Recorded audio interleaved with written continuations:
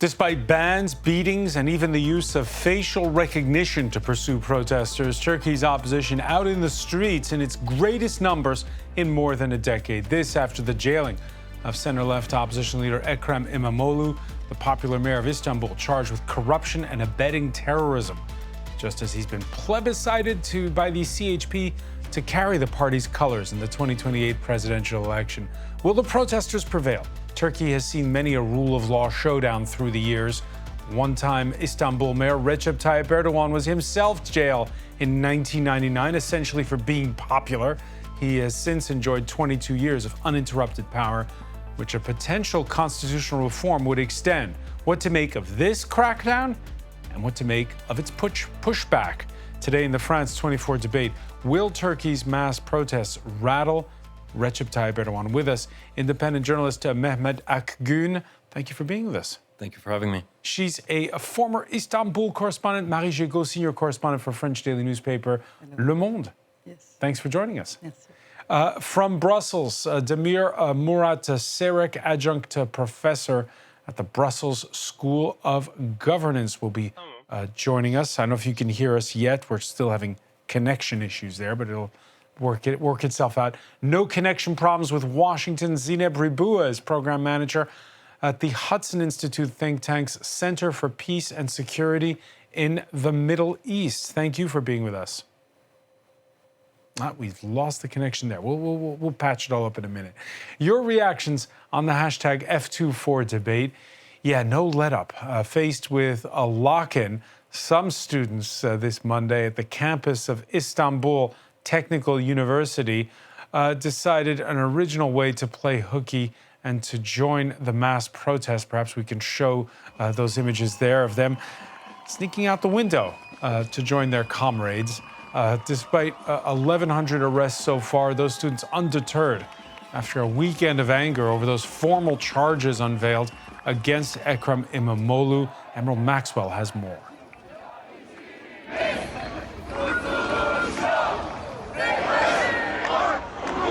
It's been a decade since Turkey has seen a protest movement like it.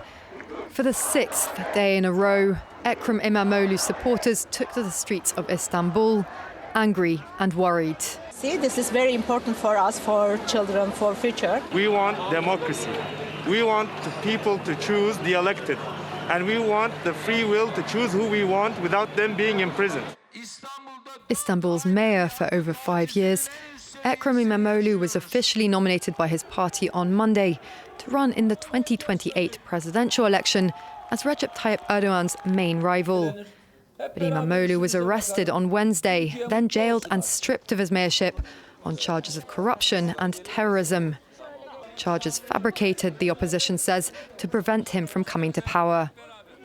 His arrest by Turkish police was followed by violent clashes across the country, leading to the arrest of more than 1,100 people, according to authorities.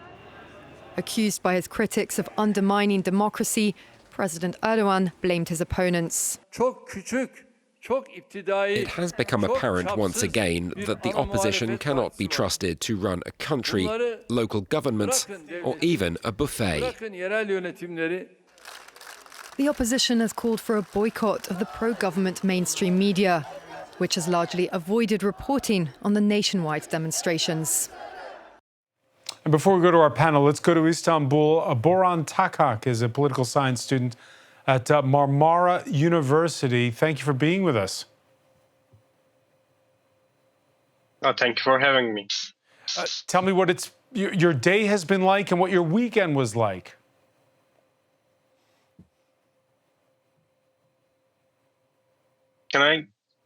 Can I take the question again? The connection is very bad, so the connection's patchy. There's also disturbance. I was asking you what your Monday has been like and what your weekend was like. It was a quite heavy weekend because, as you know, like last week, Wednesday, the student movements have begun to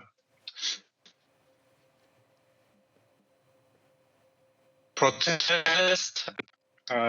Sorry, let me get my thought back.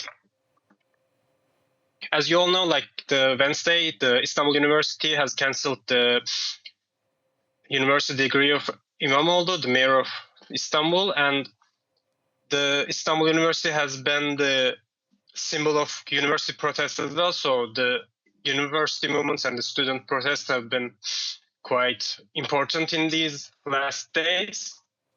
And we have been seeing a lot of like police force in especially the university protest in Ankara, Izmir, or Bursa, because the main place that people have been gathering up is Saraçhane in Istanbul, which is the president mayor of Istanbul's building, basically.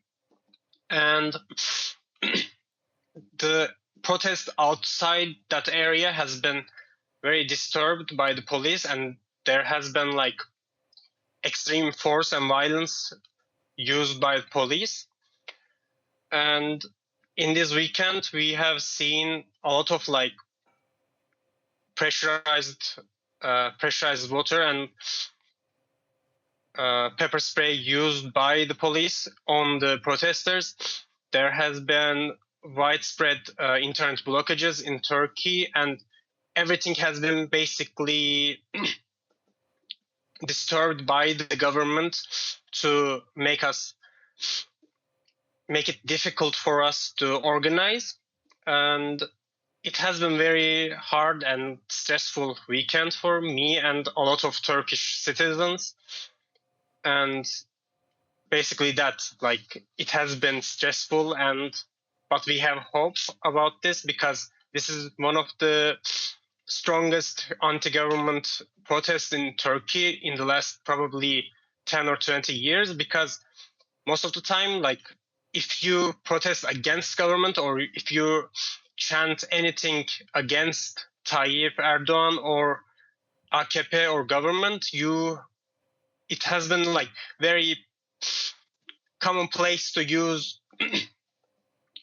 extreme violence to stop that protest.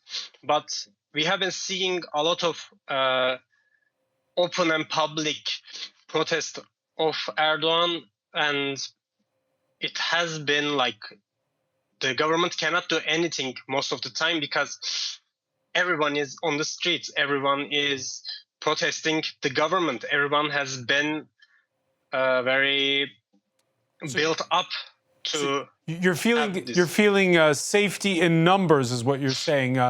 Boran, just tell us. You talked about anxiety, but when you speak to the other students, are they determined? Will they sustain it, or is this only going to happen for a few days and then it's over? We have been taking public forums today, and a lot of universities have been gathering up to plan about how to organize their student bodies in order to protest. And there has been a lot of public calls for academic protests and academic stoppage of activities. And we have been like, this is probably the brightest protesting movement in Turkey, because most of the time there has been like very clear despair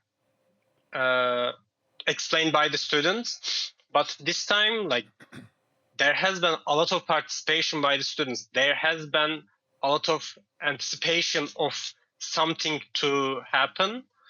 And the participation today by every student in the universities has been a clear indicator of how hopeful everyone is about this time being able to create something in Turkey, a change in Turkey.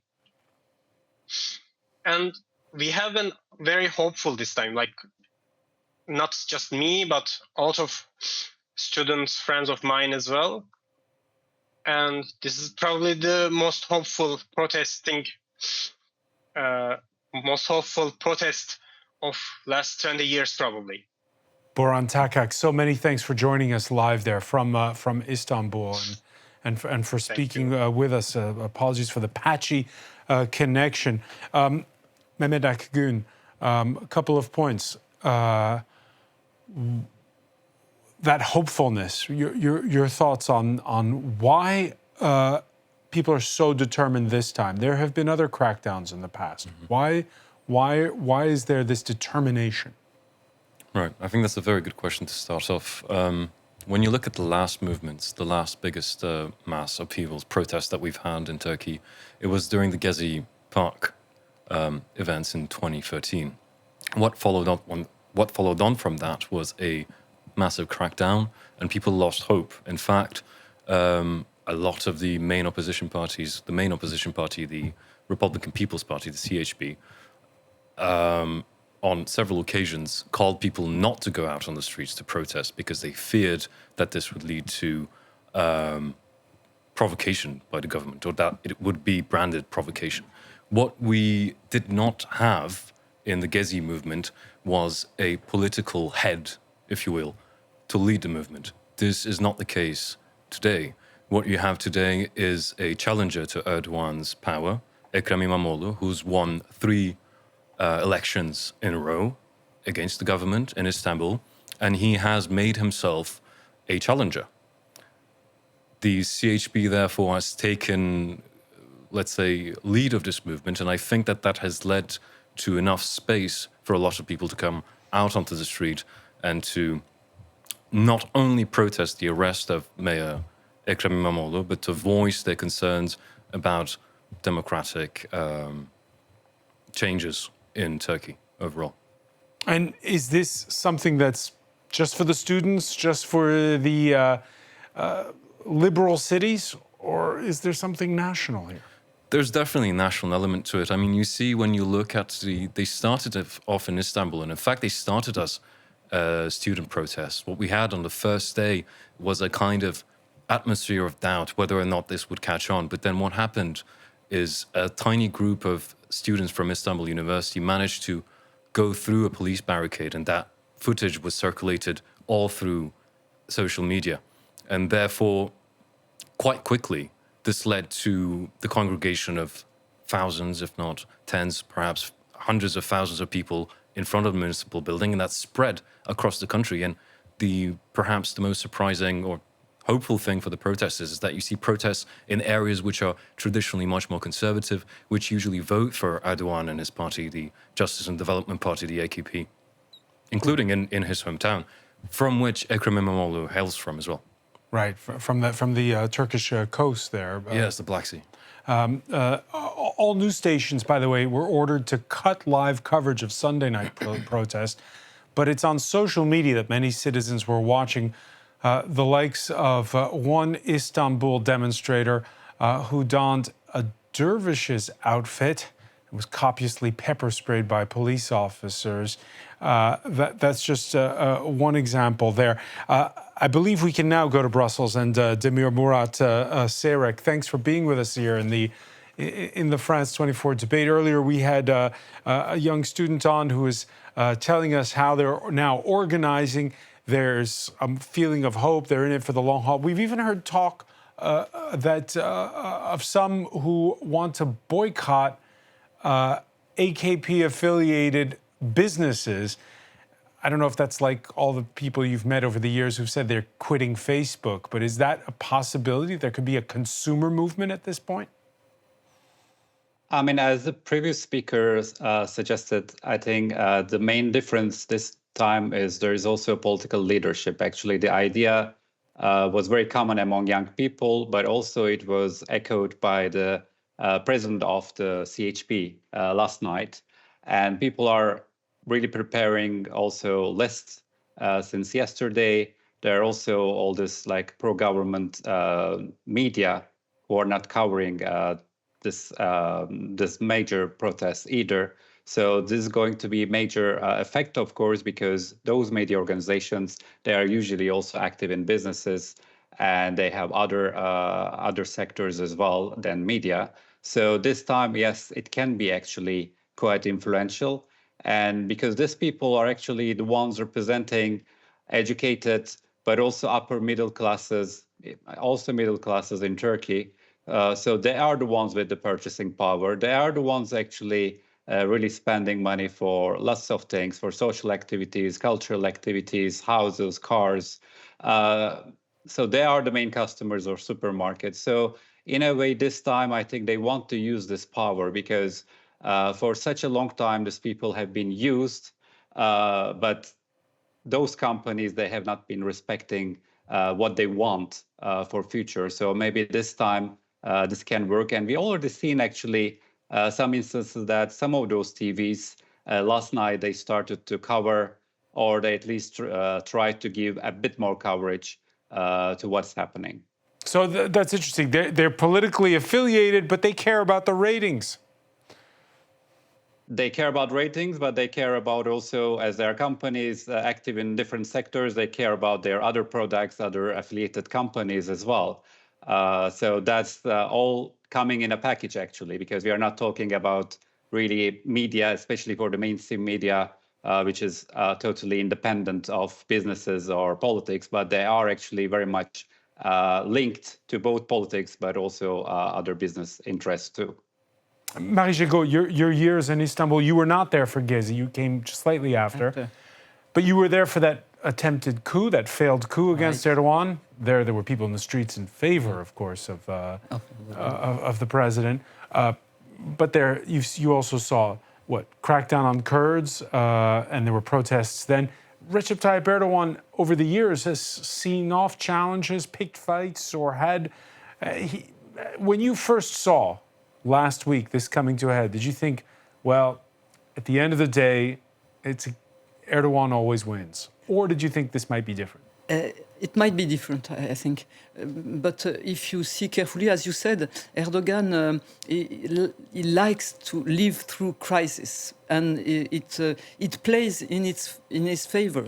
Usually, he fancies a fight. Yeah, he likes it. But I think this time maybe he's creating his own Frankenstein, which is creating a movement that will be very difficult to cut. And there is another thing I would like to add.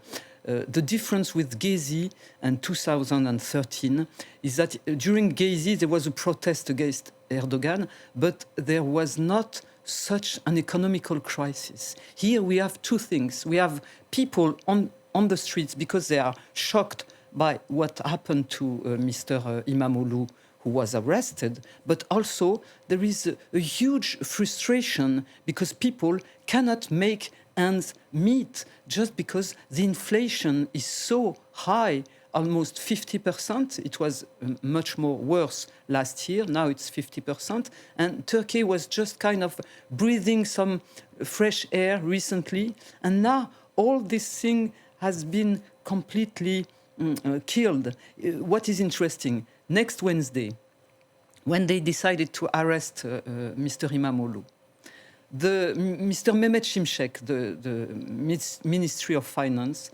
was invited in Istanbul bankers and representatives of hedge funds to invest in Turkey. The guys were having the meeting and they were watching at their telephones and watching as the Turkish lira was crumbling. Turkish lira lost a lot of its value. The Turkish lira, the local Turkish money, is highly overrated. And now we see that the whole system could quite be it would be very difficult. And I think for myself that only the market can persuade Mr. Erdogan to change course, not the demonstration, because Mr. Erdogan, what is he going to do? He's going to screw more and more to maybe he will going to announce a curfew, but because if you look carefully, all the demonstrations, they take place during night at 8 or 8:30 when the people meet. It's very easy for him. He will try to make it harder and harder for. And so if there is a curfew, what then?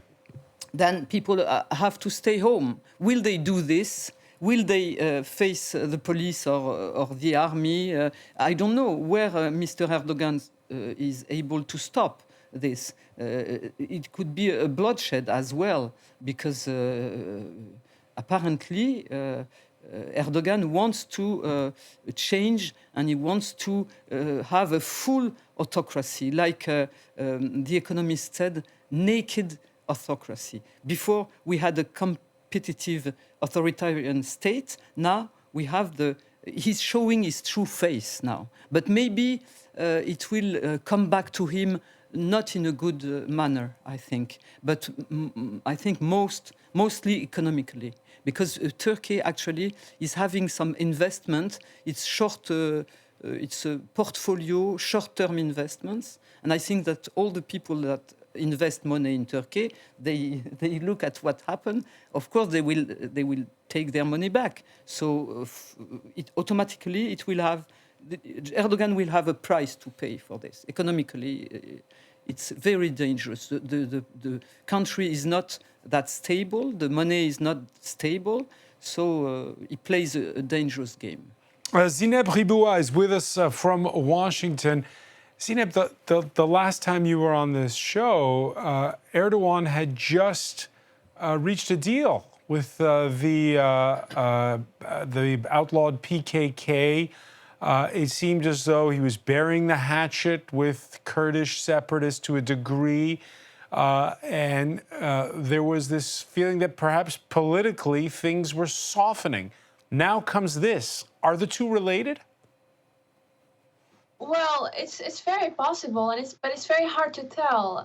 What I can say, though, is that Washington really sees now Erdogan's hold as increasingly brittle. He's governing through tight control over the media, the judiciary, internal security. And so I think Washington is really navigating a strategic duality where it sees Turkey as a vital NATO ally, but its authoritarian drift, evident in the targeting of opposition figures like Imamoglu, is really raising serious concerns. But I think that U.S. policy, especially Trump administration policy, will try to aim to preserve a certain cooperation on defense and regional issues. For example, there was this interview with Middle East envoy Steve Witkoff, and he said that the recent phone call between President Trump and Erdogan on March 16 was great and transformational. And I think that Washington is really closely, watching the fractures within the Turkish opposition, fractures within domestic situation in Turkey. But I think there are discussions at the highest level on foreign policy. I mean, now Foreign Minister Hakan Fidan is coming to Washington to discuss Turkey's coordination efforts in the fight against Daesh and so on. So I think the duality is still there. The duality is still there. Donald Trump, who, as you said, had that phone call with Recep Tayyip Erdogan, the same Trump who, according to Fox News, is now considering the sale of F-35 fighter jets to Turkey. Back in 2019, the U.S. had balked at the sale of F-35s because Ankara had signed up for Russian S-400 missiles and didn't want Moscow's handlers so close to their planes and be able to spy on what was inside of those F-35s. Zineb Riboua, do you see that of course, that report coming out before the formal charges were planted? It came out, I believe, on Saturday. But still, could Donald Trump kind of ignore the street and make a deal on F-35s? Like, everything is possible with President Donald Trump, and that's why Hakan Fidan is visiting. I think that the F-35s are definitely back on the table. The United States needs and wants broader defense ties with Turkey. There are several signals around that. Turkey is playing a role in Ukraine, is playing a role in Syria. It's also, a minor but very important role in Gaza as well. So I think for the United States, it's more about making sure that Turkey can be pushed out of Russia's orbit. So there is the strategic calculus, and I think it's a very important. I think it's a very important and a strategic priority now for the United States to consider that. I'd say that for the countering America's adversaries through Sanctions Act is a very important one. However, it's important to mention that any F-35 transfer would still require approval from the Senate Foreign Relations and House Foreign Affairs Committee. And so I think Turkey will have to also convince Congress. Demir Murat Serek, let me ask you, at this point in time, we have heard some criticism of what's going on right now inside of Turkey, but it hasn't been full throttled. If you're a leader in Europe, are you thinking about Turkey, NATO member, who can help when it comes to Ukraine? Or are you thinking about the rule of law issues that we're discussing in this show? I'm connected with the previous question, actually. I think Turkish government saw the international environment as an ideal moment for this move. And for Trump, potentially, they are right. But as for the EU, Turkish government assumed that given the historical security threats Europe is facing, the EU desperately needs Turkey and wouldn't push back too hard. But I think that perception is only partially true. I mean, as you said, EU hasn't remained silent, even if the response doesn't have much practical impact for now. But more importantly, I think there was an opportunity, actually, a historical opportunity to revive Turkey relations through this strategic cooperation on defense and Europe's future security. Unfortunately, I think that opportunity seems to have been missed, but that opportunity is also, I think, very important tool potentially for the EU leaders to use as well, because it is very clear that this is very important for Turkish government, for Turkish defense industry, and for many other businesses who are actually willing to invest in further cooperation with the EU in terms of defense. So this should be used, I think, very well by the EU leaders, and they should make it very clear that some, at least, level of democracy is still needed for this type of cooperation to be established between Turkey and the EU, and giving Turkey a chair around the table for EU's future security. They need to establish a relationship based on trust. And for this, I think EU may really use this leverage very well on Turkey. And this can also actually help government to change the policy to a certain extent. Because, I mean, beyond that, EU's leverage over Turkey is very limited. We need to understand this fact as well, because it has weakened over the time due to many mistakes. And at this point, I think EU doesn't have many tools to use against Turkey. So that's why I think this is a very historical opportunity to use this tool, because this is also important for Turkey. Maybe Turkey has not been very vocal about it, but this decline of NATO and potentially even end of NATO may also cause a lot of problems for Turkey, because for now maybe there is low level of relations with Russia, there's dialogue going on, but Russia has always been historical, actually, threat for Turkey and Turkish security as well. So that's why I think it's mutually possible that both Turkey and EU should work together, but this should be done also based on common values, including democratic standards as well. That's also the expectation of those young people protesting. Those young people protesting. Marie Gigot, on Thursday is going to be another one of those meetings of NATO minus the US, I think, that's happening. How does an Emmanuel Macron handle a Recep Tayyip Erdogan in view of those live pictures we're watching? Difficult, but what we have seen in the past is European Union was not very active. So they are protesting. They say, "Oh, it's terrible, it's not good," but nothing happens because, as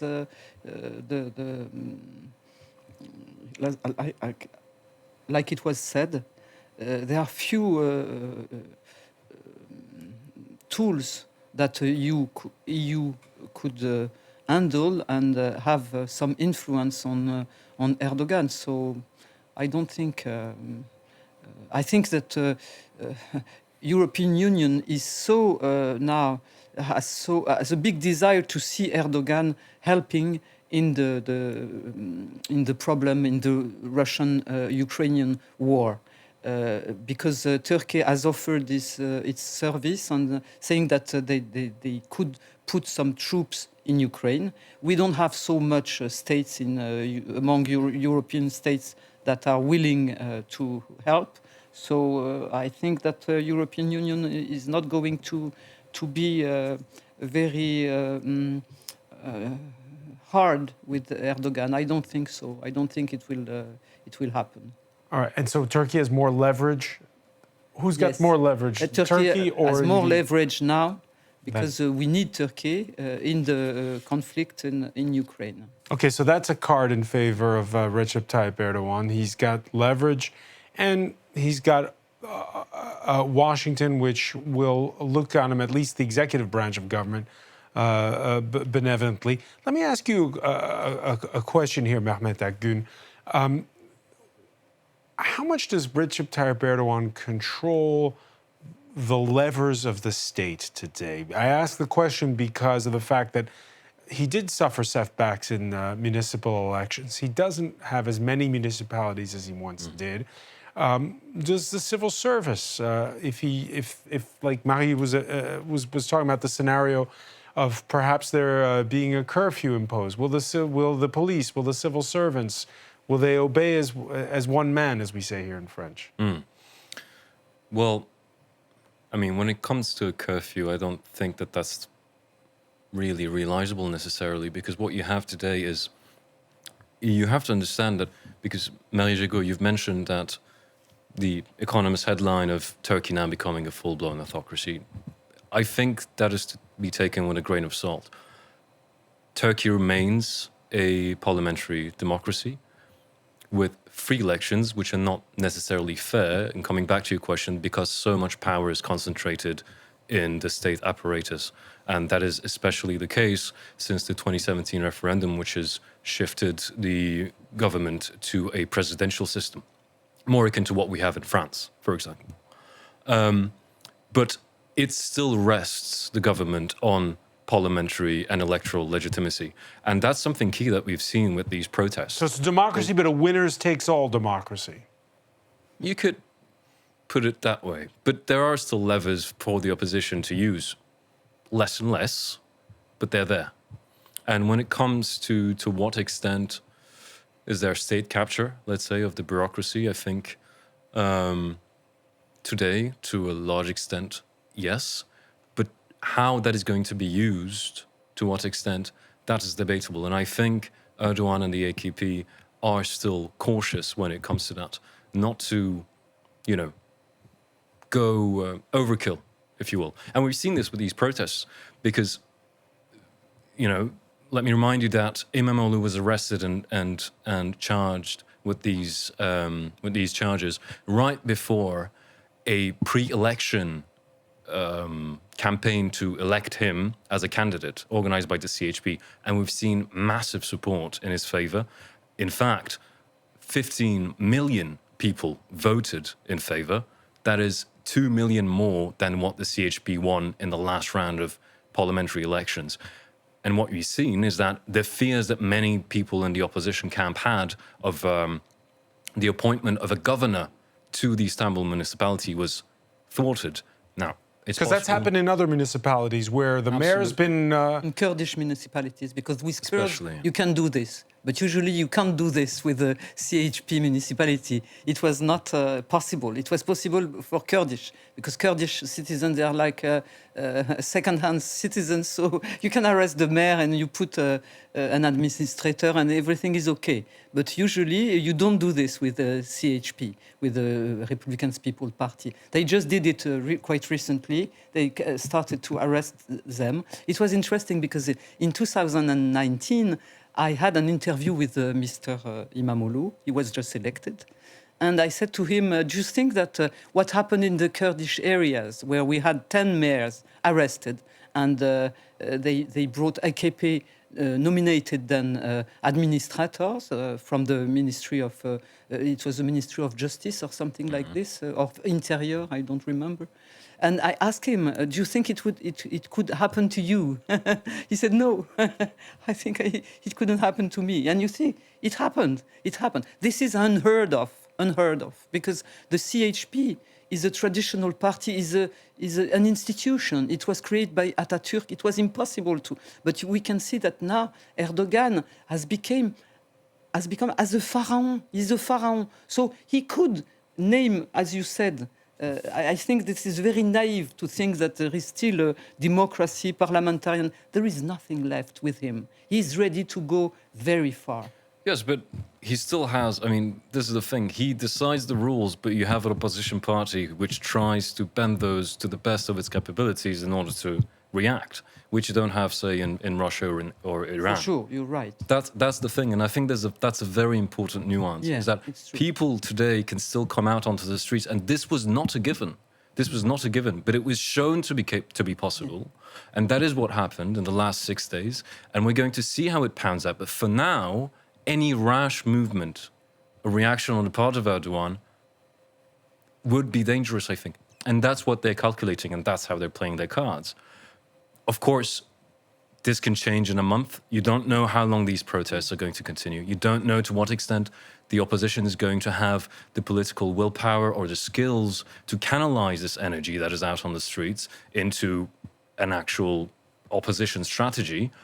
But I think that it would be too rash, perhaps, to jump to conclusions when it comes to the full authorization of Turkey. Although we may spot these trends, you know, if people can still come out on the streets in such large numbers, that remains an important factor at play.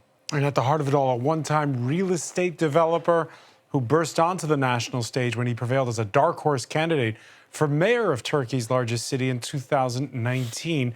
Eliza Herbert has more on Ekrem Imamoglu. Born in 1971, Ekrem Imamoglu rose to fame in the 2019 Istanbul mayoral race, vying for an office once held by President Recep Tayyip Erdogan. He was an outsider, centrist in his politics, a Muslim but from the secular CHP party. He challenged 25 years of leadership in the city by Erdogan's AKP. But when he won, the AKP demanded the vote be annulled. The Istanbul election has become a symbol of democracy. We can see that. From now on, we have a responsibility to democracy as great as our responsibility to Istanbul. A fresh poll saw him elected mayor in June of that year, thwarting Erdogan. Imamoglu has since raised his sights to the presidency, but his ambitions have been scuppered at every turn. In 2022, he was convicted of defamation for calling Istanbul election officials idiots over the annulment of his first 2019 victory. With a 2.5-year sentence pending appeal, that precluded him from running for president the following year. It was the first in a barrage of legal probes and indictments that he has criticised as being politically motivated. Erdogan sued Imamoglu in November 2024 for slander, and in January, prosecutors opened 2 new probes over his remarks about an Istanbul prosecutor and court-appointed expert. On March 19th, he was arrested. One charge of supporting a terrorist organisation was later dropped, but charges of corruption were pursued. This would trigger Turkey's worst unrest in more than a decade. For consecutive days, hundreds of thousands protested in his defence, widely viewing him as the only candidate who could defeat the strong hand of Erdogan.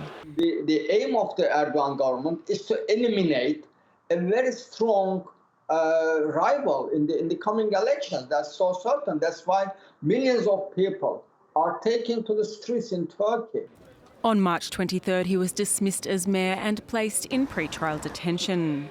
The same day, he was named as the opposition's 2028 presidential nominee. Demir Murat Serek, you heard earlier our guests here in the studio saying how the difference between now and the Gezi protests of 2013 is that this is most definitely not a leaderless movement. There's a leader and there's a leadership. Is Recep Tayyip Erdogan making a smart move here politically by neutralizing, if you will, a long time ahead of the next elections and a long time of the constitutional reform he'll need to run again, his main rival? I mean, it goes back to the question about actually if Turkey is still democratic. I mean, last few elections in Turkey, we were considering it as free but not fair. But of course, if you start eliminating the likely presidential candidate as well, then there is a big question mark about the free aspect as well. And Erdogan has always been using actually the legitimacy of elections very well. For a very long time, he had broad support among the public. He even got actually more than 50% support at some point. But now it seems that it is really declining, and he's not really preventing this decline. So I think this move comes at the moment that when Ekrem Imamoglu was going to select it as the opposition's candidate through the primaries on Sunday. I mean, you mentioned the curfews, but you don't even need curfews at the moment because there are also major restrictions. At the moment, there are protest bans in Turkey, social media restrictions, and even limits on public transport. But even then, those millions are coming together. Even then, 15 million people all around Turkey, they voted in the CHP's primaries. And this is the first time a political party organizing primary elections in Turkey. So all those actually points are supporting the fact that now it's very likely for Erdogan to lose in the next elections. And obviously, he's reacting in different ways. I'm not sure if this is the reaction that will be beneficial for him in the mid and long term. But I believe that there is also, within the government circles as well, there is also some level of panic. They don't know what to do. They don't know how to deal with this because actually they've been dealing with this issue for a long time. I mean, AKP has been losing support for a very long time. First, they addressed the issue by cooperating with the nationalist MHP party. Now they are even trying to reach out to Kurds through this new Kurdish process. But whatever they do, actually, they don't manage to increase the AKP's votes and support in the public. So we should see it, we should read it from this perspective. Marie Jagot, the Ekrem Imamoglu that you interviewed back in 2019, you say he didn't think he could be stripped of his mayorship of Istanbul, but I'm sure in a corner of his head there was always the possibility that one day he might wind up in jail if you're a political opponent of Recep Tayyip Erdogan. Yes, but it was, again, it was very difficult to imagine that Erdogan was going to go so far that to arrest the mayor, the elected mayor of Istanbul. Then you say that Erdogan, there is still a democracy and there are still competitive elections. And okay, but this is his main rival. Erdogan cannot stand that this guy has won. When the election took place, first, there were 2 rounds. At the second round, Imamoglu won. He won against the AKP, the Erdogan presidential party. He won with, I think, 14,000 more votes than the AKP candidate. A very slim margin. Slim margin. Then Erdogan decided that the vote was not correct, and there was a third vote, in fact. The third vote, there were 800,000 more votes for Imamoglu than for the AKP candidate. So maybe it could backlash as well this time. You're right, people are really brave, and Turkish people are not like Russians, because Russians, they don't have a political culture. They were for 100 years under the Tsars. In Turkey, it's not like this. So this is good. People react. But, I mean, Erdogan, he has eliminated the justice, eliminated the free press, eliminated everything. So what is going to happen, we don't know. All right, sir. Very quickly to add on to that, yes, I think one of the main things that we miss when it comes to talks about authoritarian is as you mentioned, and as other speakers have mentioned, is the agency of the people involved on the ground at the end of the day. And I think that's to be put back in the equation when we talk about that. And certainly Turkish people not fatalistic at this moment in time. I want to thank you so much for being with us, Mehmet Agün. I want to thank Marie Jagot. Thank you. Demir Murat Serek for being with us from Brussels. Zineb Riboua from Washington. Thank you for being with us here in the France 24 debate. All right, we're still on TV.